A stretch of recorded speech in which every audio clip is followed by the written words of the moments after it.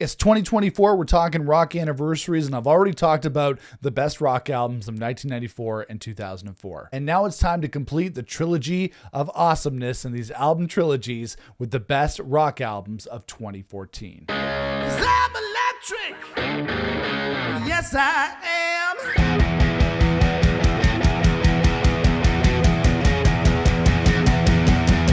Hey everybody, it's Nick here with you. Welcome back to the channel. So I'm all about great album anniversaries, and I recently did a video celebrating the best rock albums of 1994, which you can watch here. Then I skipped ahead 10 years and did the best rock albums of 2004, and you can watch that here. And now it's time to complete the trilogy with the best rock albums of 2014. Coming in at number 10, we have Catfish and the Bottlemen and The Balcony. She said, please, you're obsessed. I said she looked overdressed. So Catfish and his Bottlemen hit the scene in 2014 with the debut album, The Balcony. And to me, the sound of Catfish and the Bottlemen, they mix together everything great about British rock. Bands like Oasis, Razorlight is a huge influence that I hear in the music of Catfish and the Bottlemen, as well as The Verve and a lot of other great Brit rock influences. And this was an album that I got into later. I wasn't into this album when it came out in 2014. I retroactively went back and listened to it when I got into the band on their album, The Ride, their second album, which came out in 2016, and I really like the sound of Catfish and the Bottlemen. I think their songwriting has gotten a little bit better on each album that they put out, but I like how each album has an album cover that continues a certain theme, and then they have a new album coming soon as well. I really dig Catfish and the Bottlemen. I love tracks on this album like Homesick, Kathleen, Fallout, Pacifier. It's not like definitely maybe level in terms of being a great debut album, but you know what? Overall, it's pretty good. The only thing that I would knock against this album, and really the music of Catfish and the Bottlemen in general, is the overuse of the word drunk. I don't know why Catfish himself, Van McCann, uses that so much, but he could probably use to vary up his lyrics just a little bit. Coming in at number 9 on my top rock albums of 2014, we have Tokyo Police Club and Force Field. I just want to make it through one more night tonight. I just want to make it through one more night tonight.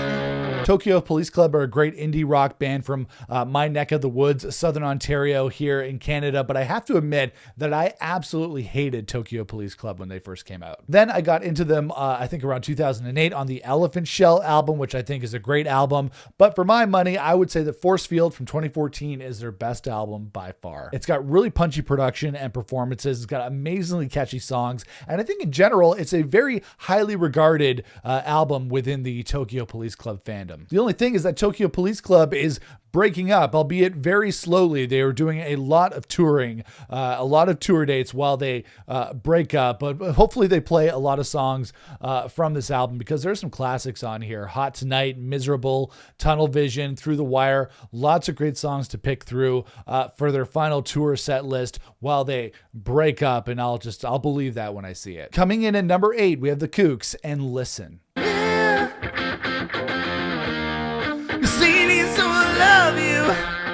But it ain't me.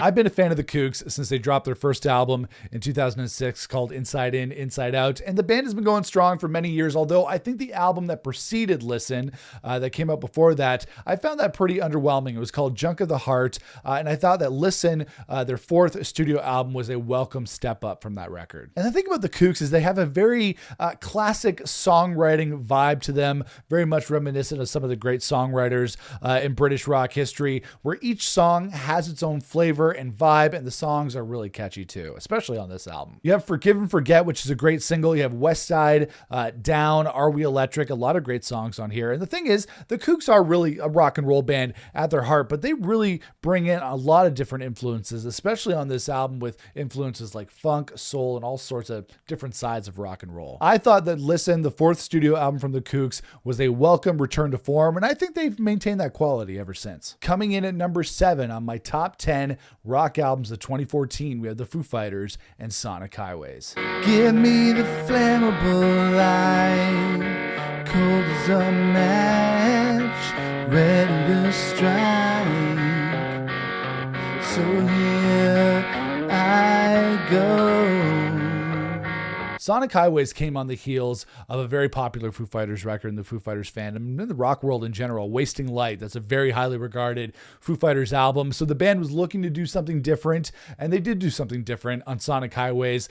They recorded each song at a different recording studio across America, and then they documented the history of the recording studio, the documentation of the recording of the song, the lyrical content, and put it together for a documentary on HBO. And because of that, because they were recording a song in a different studio and trying to reflect that in the lyrics, sometimes the lyrics can sound a little bit like fitting a square peg into a round hole. It doesn't always fit, even though Dave Grohl is doing his best to be a great lyricist and document everything that's happening here. But it's a Foo Fighters record with a really great theme and a really great concept, especially when you tie it into the HBO series and you watch that together with the music. It's very emotionally resonant, and it features some great guest spots on here as well from the New Orleans Jazz Band. You got Joe Walsh on here as well, and then, like I said, the companion series that you watch on HBO. It really does help when you're listening to the record. It's a great way to see the Foo Fighters recording and doing something different, and you don't really get that with a lot of the other records that they've made in their career. Some great songs on here: Something from Nothing, Feast in the Famine, Outside, In the Clear.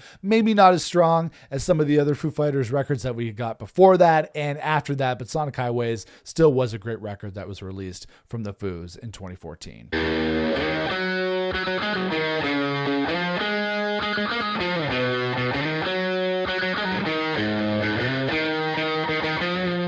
Coming in at number 6, we have Lower Than Atlantis and their self-titled record. Emily, won't you sit next to me?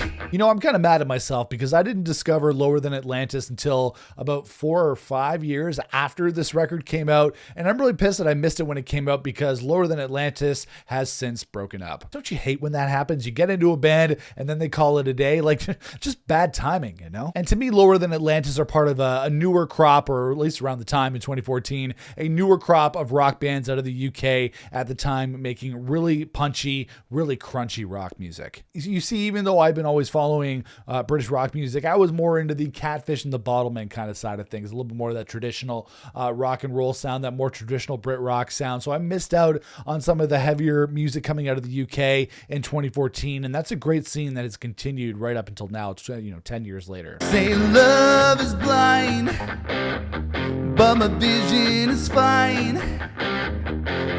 Angels sing when I look in her eyes.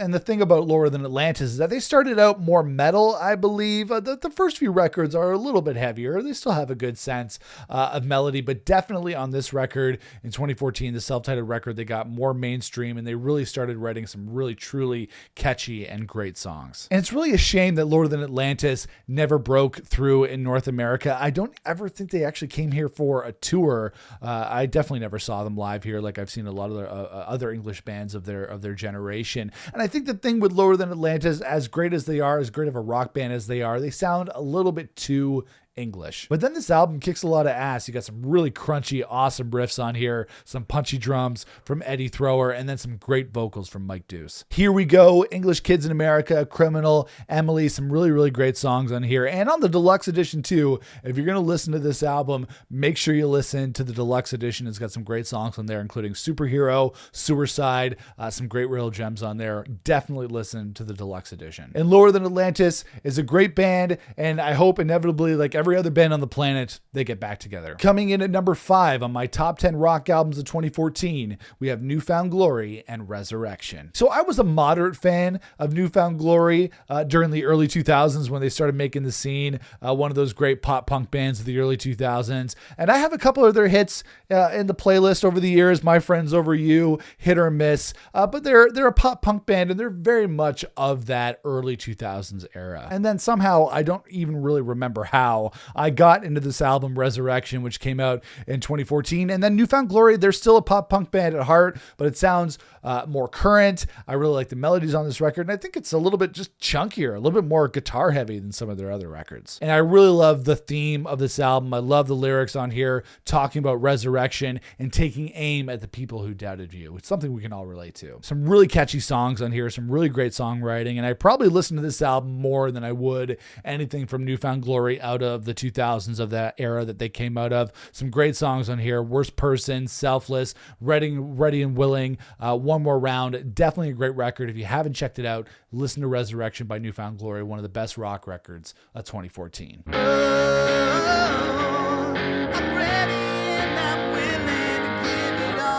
Coming in at number 4, we have Manic Street Preachers and Futurology. So this was a very prolific time for the Manic Street Preachers. They put out their album Rewind the Film in 2013 and then followed up very quickly with this album Futurology in 2014. And this album was definitely more on the traditional rock side of things for the Manic Street Preachers. They went a little bit more subdued, a little bit more quiet on Rewind the Film, but then the Manics continued to write more catchy tunes on this album Futurology, and then really into the 2010s past that. Some of their best songs, in my opinion, have come out over the last decade or so. You have the title track, you have Walk Me to the Bridge, Last Jet to Leave Moscow, Let's Go to War. I really love the anthemic rock side of the Manic Street Preachers, and that's something that they definitely delivered on this record. Definitely an underrated band in British rock music, and definitely an underrated album in their discography, so I had to include Manic Street Preachers and Futurology on my best rock albums of 2014. So you played in Cuba, did you like your brother?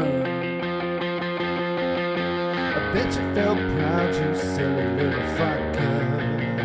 Coming in at number 3, we have the Rival Sons and Great Western Valkyrie. You know what? Rival Sons, although I love the band, they've always been more of a singles band for me. I really love their singles, but in terms of their albums, I don't love all their albums, but this one, Great Western Valkyrie, is definitely my favorite Rival Sons record. And the Rival Sons are an immensely crazy, talented band. I actually had a chance to interview them about a decade ago, 2013, maybe the year before this record came out, when I was on the radio, on my radio show. I interviewed them. That's uploaded here on the channel, and I'll link it up for you here. And Great Western Valkyrie really expands the rock and roll sound of the first few records while still having some great songs on here. Electric Man, probably my favorite Rival Sons song. The vocals from Jay Buchanan are absolutely insane on that song. It sounds like he's yodeling or something. Open My Eyes, which is a great Led Zeppelin-esque track.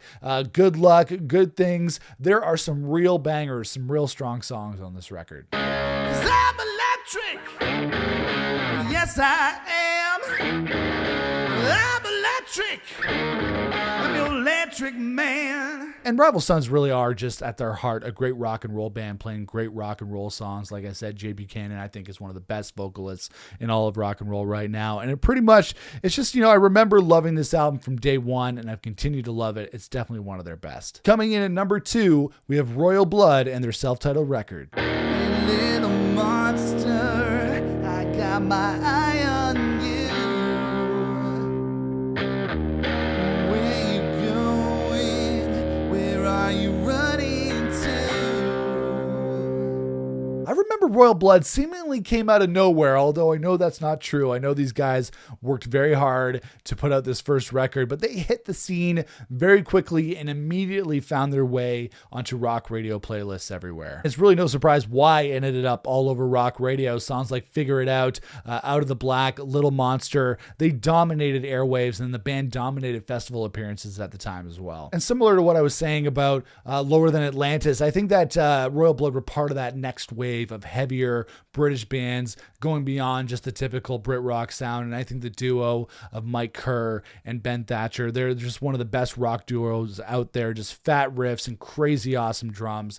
They kick ass and they sound great together. And some great album tracks in here as well. Come On Over, Better Strangers, 10 Ton Skeleton. It's pretty much solid from front to back. And the band is celebrating. I think they put out a deluxe edition of the debut album with some bonus tracks. That's coming out this month as well. And then the band's subsequent albums have been amazing as well. So Royal Blood, they rocked on their debut album, and they've continued to rock ever since. And coming in at number 1 on my top 10 rock albums of 2014, we have Weezer and Everything Will Be Alright in the End. For fans who always wanted Weezer to go back to that Blue album and that Pinkerton sound, well, on this album, they did it. And it goes to show you that when they want to, Rivers and the band can go back to that Blue album and Pinkerton sound whenever they want to, just like that. Even with that 90s classic Weezer sound and bent, it's still really modern, still really forward thinking. Back to the Shack is more of a new school Weezer sound, but that's a great single. And the rest of the album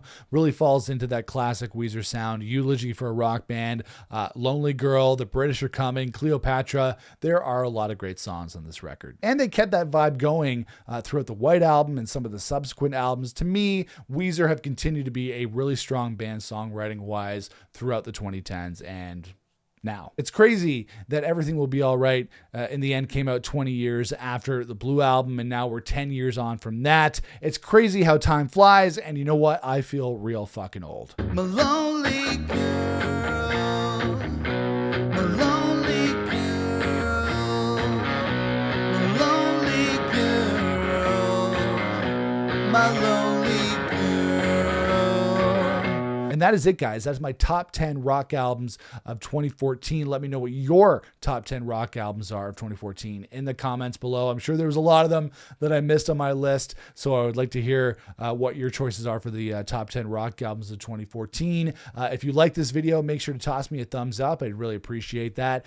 Make sure to smash the subscribe button so you don't miss out on future videos, and make sure to follow me across social media platforms at Nick Chino Music, and check out my band. If you love Oasis, Foo Fighters, Weezer, stuff like that, you can check us out at foolsunion.com. But I'll see you guys again for another video here on the channel. Until then, rock on, everybody.